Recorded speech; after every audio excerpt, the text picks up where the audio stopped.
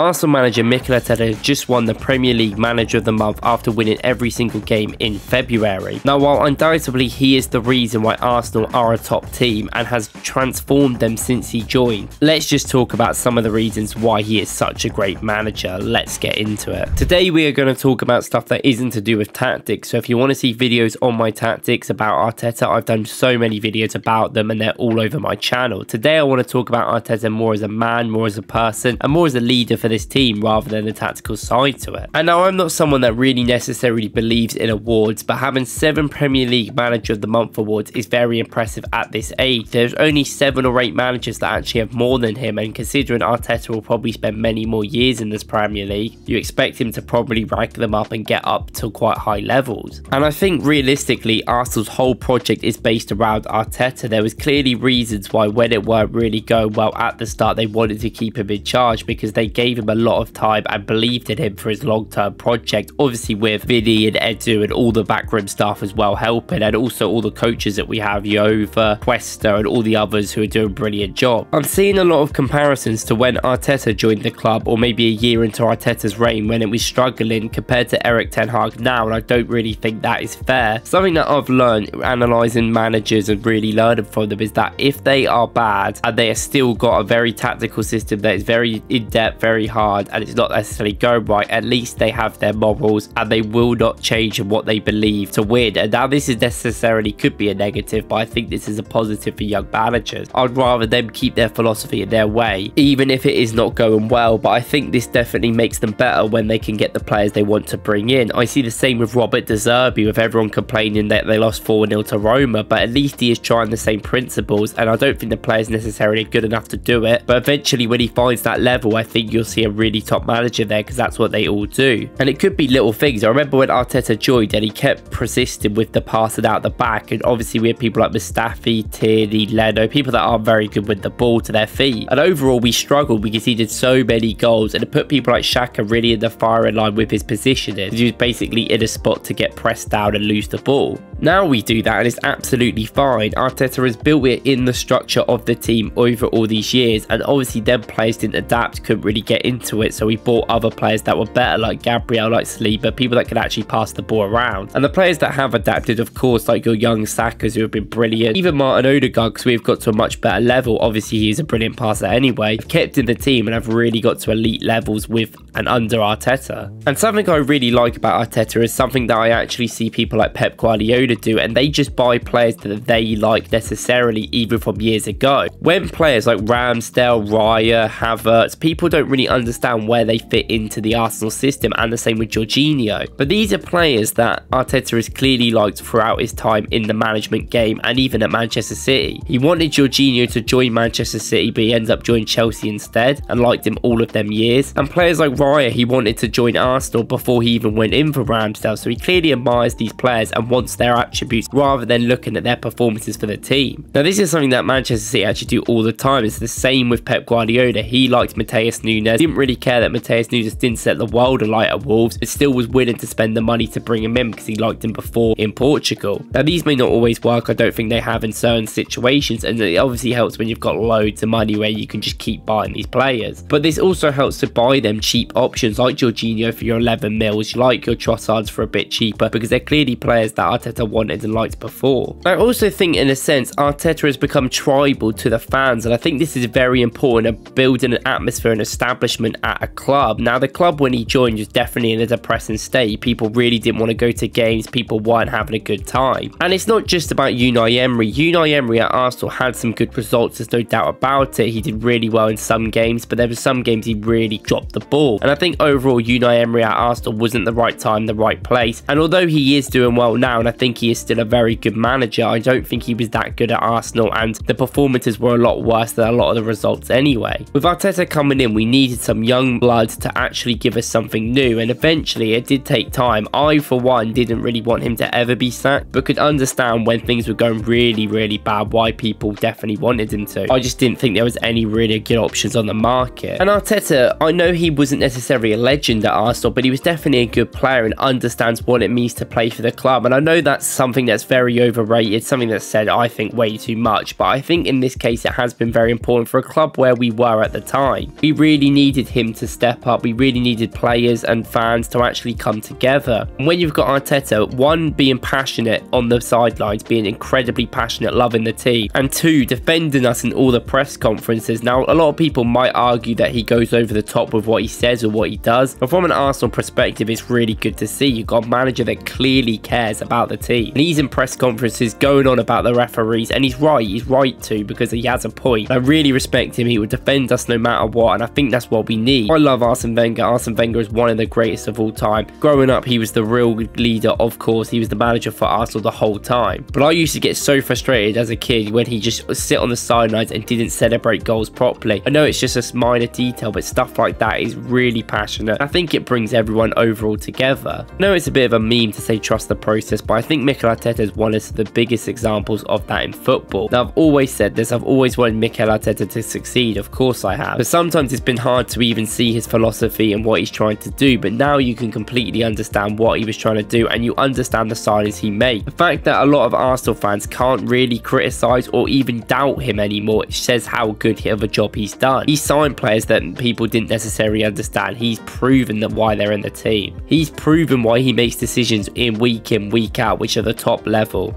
And there's people like fan favourites getting pushed out of the team, but at the end of the day, are we a better club? Yes, we are, and it's definitely down to him. I love his ruthlessness. We needed that before. We needed someone that's just going to come in, not take people making mistakes, and make them better all the time. But although he's not perfect, I think a lot of his substitutions could be necessarily seen as late. There's arguments about he doesn't play enough youngsters, but I think we give him the benefit of doubt for everything he has done. And he's always developing, he's always learning. He's still a young manager, and the fact that the tactical level and the ability that Arsenal are at already in his career path, and he's wanted by basically the biggest clubs in the world, is not a surprise to me, because he is a smart person and understands what he wants from the team, and that's all you need. He needs to create a great atmosphere, and he has done that. He started off making Arsenal a family place where all the players love each other, which then reflects into the fans, and then eventually when the performance is getting good, it all makes everyone happy. I've said this multiple times, but even if Arsenal don't win the league this year, I think the connection between the whole club, the fans, the owners, even the club, the managers, the team, is a such much more positive place, and it creates a winning atmosphere for the future.